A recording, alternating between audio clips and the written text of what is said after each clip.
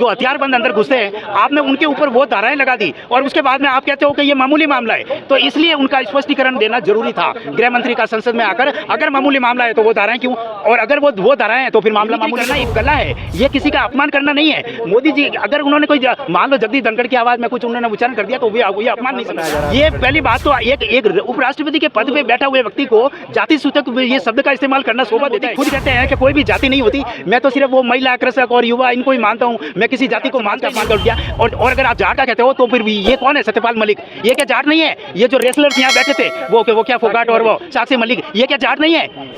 मतलब ये जाट एक आप ही हो क्या? कहने का मतलब आपको कुछ बोल दिया तो अपमान हो गया, और साक्षी मलिक का अपमान होना वो जाट का अपमान। और क्या दूं मैं? वो संवैधानिक पद पे बैठे हैं, उपराष्ट्रपति है, उनको ये कहना कि नरेंद्र मोदी महात्मा गांधी के बाद में युग पुरुष है, आप कौन कहने वाले? उपराष्ट्रपति भी बैठे हो, आपके लिए आपका रवैया सभी पार्टियों के लिए समान होना चाहिए। आप किसी एक पार्टी के पक्ष में इस तरह से प्रचार करना, ये आपका मर्यादाओं का आपने उल्लंघन किया है, ये आपने अपने पद को कलंकित किया है। मैं ये कहूंगा आपने खुद ने अपना अपमान किया है, मिमिक्री करने वाले ने आपका अपमान नहीं किया है, आपका अपमान करने वाला आप। मोदी जी ने आने के बाद में वो हत्या को 5 गुना बढ़ा दिया और भारत को बीफ एक्सपोर्ट में भारत को फर्स्ट नंबर बना दिया। भारत को बीफ एक्सपोर्ट में भारत को फर्स्ट नंबर बना दिया। गो हत्या को 5 गुना। राज्य में लोग है ना चोरी छिपे पोर्नोग्राफी फिल्में देखते थे स्क्रीन पे, उसके लिए हजारों रुपए खर्च करते थे, मगर मोदी जी के शासन में मणिपुर में खुलेआम इन्होंने पोर्नोग्राफी लाइव और वो भी फ्री में। ये मोदी सरकार का ये कारनामा है, खुलेआम नंगा परेड करवाया महिलाओं का, जो पोर्नोग्राफी तो स्क्रीन पे देखते थे। मोदी जी का मैं फ्री में आपको ईवीएम नहीं हटेगी, जनता कितना भी कर ले इस सरकार को नहीं बदल सकते, क्योंकि ईवीएम के अंदर ये घोटाला करके रहेंगे। सांसदों को निलंबित किया गया, तो इस पर क्या कहेंगे? क्या विपक्ष की आवाज को दबाया जा रहा है? ऐसा है कि देश के राजनीतिक इतिहास में ऐसा कभी नहीं हुआ जब इतनी बड़ी संख्या में सांसदों को निलंबित किया गया हो। मुद्दा क्या है, ये सोच के आश्चर्य होता है, आखिर उन सांसदों की मांग क्या थी कि संसद में जो सुरक्षा चूक हुई है, जो ये वाकया हुआ है, इसके लिए गृह मंत्री संसद में आकर अपना स्पष्टीकरण दे, सिर्फ इतनी सी मांग थी। तो वो जनता के चुने हुए सांसद है, आज उनका संवैधानिक अधिकार है प्रश्न पूछने का, और जो गृह मंत्री मीडिया में जाकर के बयानबाजी कर सकता है तो उसको संसद में बोलने में शर्म क्यों आती है? और ये स्पष्टीकरण इसलिए जरूरी है क्योंकि जो लोकसभा का स्पीकर कहता है कि ये हमारे अंदर का मामला है, इसका हम सुलझा लेंगे, ये मामूली मामला है, इसके लिए गृह मंत्री को जरूरत नहीं है।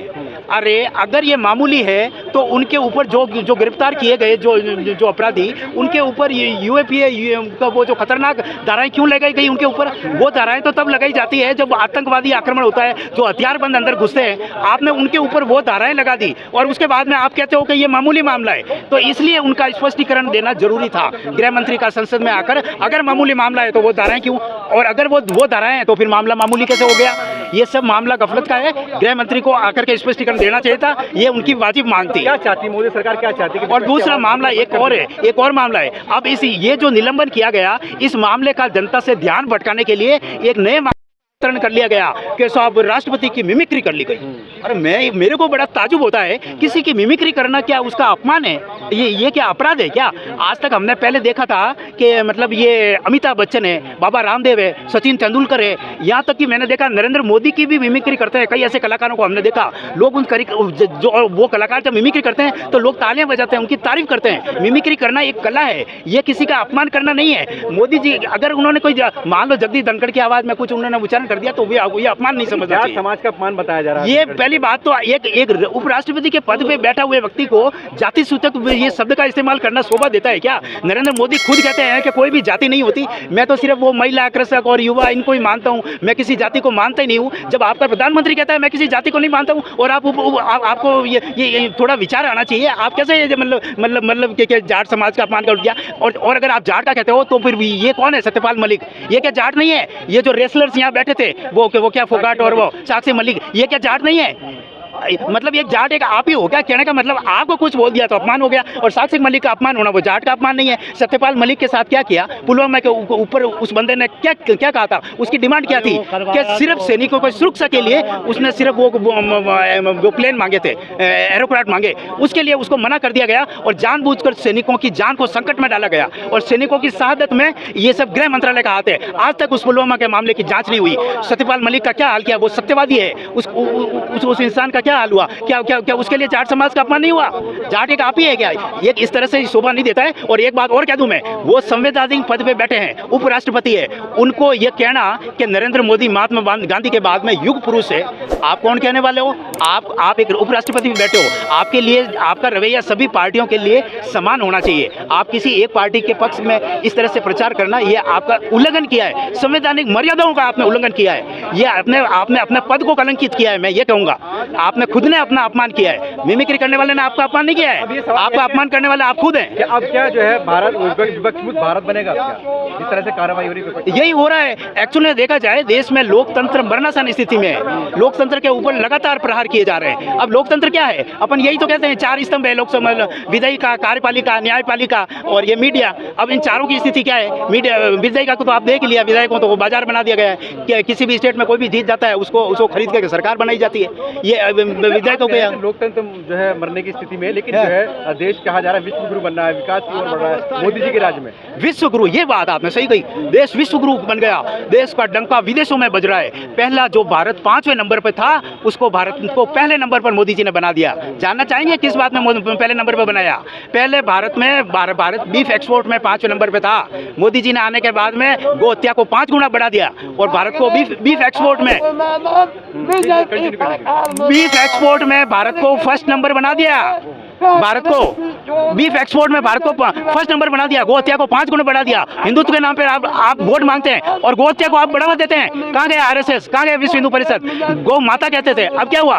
गौ माता नहीं है अब क्या हुआ? अब गाय ड्रीम गर्ल बन गई, अब गौ माता नहीं रही, ड्रीम गर्ल। गाय का खून करके देश का विकास करेंगे। ऐसे प्रधानमंत्री मुश्किल से मिलते हैं मोदी जी, बिल्कुल बिल्कुल समर्पित है, देश के लिए समर्पित है। ऐसे प्रधानमंत्री मुश्किल से मिलते हैं। इन प्रधानमंत्री ने वो काम कर दिया जो कांग्रेस पिछले 60 साल में नहीं कर पाई। कांग्रेस ने क्या किया था? कांग्रेस के राज्य में लोग है ना चोरी छिपे पोर्नोग्राफी फिल्में देखते थे स्क्रीन पे, उसके लिए हजारों रुपए खर्च करते थे। मगर मोदी जी के शासन में मणिपुर में खुलेआम इन्होंने पोर्नोग्राफी लाइव दिखा दी और लोगों को, और वो भी फ्री में।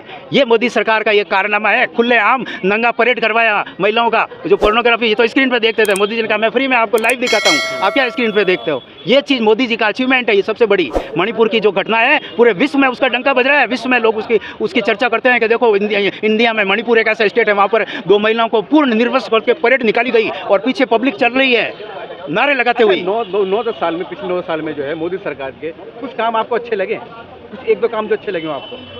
नहीं, मोदी सरकार के अच्छे कार्य क्या करें? मोदी सरकार 2014 में आई तो उन्होंने क्या वादे किए थे? उन्होंने कहा था सबसे पहले, जिस समय मोदी जी देश सरकार, अपने देश की जनता पीड़ित थी महंगाई से, मेरे को पता है ये स्मृति ईरानी जो भाजपा की नेता है, जब 430 रुपए का सिलेंडर हो गया, 400 से 450 हो गया, तो ये सिलेंडर उठा के सड़क पे आ गई, हाय महंगाई मार दिया, 450 सिलेंडर हो गया। अब वो कहाँ गई स्मृति ईरानी? आज 1100 रुपये सिलेंडर हो गया, आज उसकी शकल दिखाने की हिम्मत नहीं हो रही है। मोदी जी 2014 में कहते थे मैं आ गया तो 100 दिन में महंगाई कम कर दूंगा। 100 दिन में क्या महंगाई कम की? आपने 3 गुना कर दी। आम आदमी का आज जीवन जीना मुहाल हो गया। कहाँ गए आपके अच्छे दिन? लोग तरस रहे हैं, लोग कहते हैं हमारे आपके ये अच्छे दिन आपको मुबारक हो, हमारे पुराने दिन ही हमें वापस लौटा दो।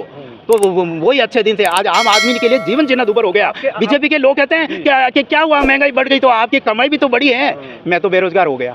मैं 2014 से पहले मैं क्या करता था, मेरी क्या कमाई थी? मैं आपको अपना पर्सनल मामला बताऊं, मोदी जी के आने बाद में मेरी कमाई खत्म हो गई, मैं बेरोजगार हो गया। मैं बेरोजगार क्यों हो गया? मोदी जी से पहले कांग्रेस शासन में हमारे राजस्थान के अंदर हर जिले में गवर्नमेंट एग्जीबिशन लगती थी। हमारी जिसकी भी गवर्नमेंट सर्वेंट नहीं है और जो बेरोजगार है वो युवक नया स्टार्टअप करते थे, और नया स्टार्टअप करते थे तो जो अपने प्रोडक्ट का पब्लिक में पब्लिसिटी करने के लिए जो एग्जीबिशन लगती थी उसके अंदर स्टाल लगाते थे। मैं भी उसमें स्टाल लगाता था, 10 दिन का स्टाल लगाता था, 12 दिन, और उसमें 3000 रुपये देना पड़ता था, और हम उसका 3000 खर्चा निकाल के हमारे महीने का मैं 15-20 हज़ार कमा लेता। मगर आज क्या किया इन्होंने? ये कहते हैं कि पकौड़े तलने की बात करते हैं। अरे मैं पकौड़े भी तलने को तैयार हूँ, पकौड़े में एक्सपर्ट हूँ। आप दिल्ली में मेरे को जगह तो आवंटित करो, मैं कहाँ पर तलूँ? मैं पकौड़े तल के भी कमा सकता हूँ, मेरे को शर्म नहीं है। आत्मनिर्भर की बात करते हैं, पर बात ये है कि आप मेरे को जगह आवंटित करो। अभी इसी जगह पर टेबल लगा के अगर मैंने पकौड़ा तलना शुरू कर दिया तो ये पुलिस वाले मेरी टेबल उठा के पटक देंगे मेरे को। भाई आत्मनिर्भर कैसे बनेगा? फॉर्मूला दो ना। आत्मनिर्भर भाई, आप कोई भी युवा जो बेरोजगार है आप उसको गवर्नमेंट सर्विस देते नहीं हो, आप उसको कहते हो कि आप आत्मनिर्भर बनो। और मेरे पास कई प्रोडक्ट है, मैं आत्मनिर्भर बनना चाहता हूँ, पर मेरे को मौका तो दीजिए। मैं आज मार्केट में दुकान लेकर के 10 लाख रुपए देने की मेरी कैपेसिटी नहीं है भाई साहब। मैं 10 लाख रुपए की दुकान नहीं ले सकता। मेरे लिए एक ही ऑप्शन था कि मैं उस जो एग्जीबिशन लगती थी उसमें मैं स्टॉल लगाता था। 15 दिन की एग्जीबिशन होती, जैसे यहाँ प्रगति मैदान में होती है आपकी एग्जीबिशन, उसी तरह हमारे राजस्थान में हर जिले में एग्जीबिशन होती है। 15 दिन में लगाता था मैं। 2024 में बदलाव होगा।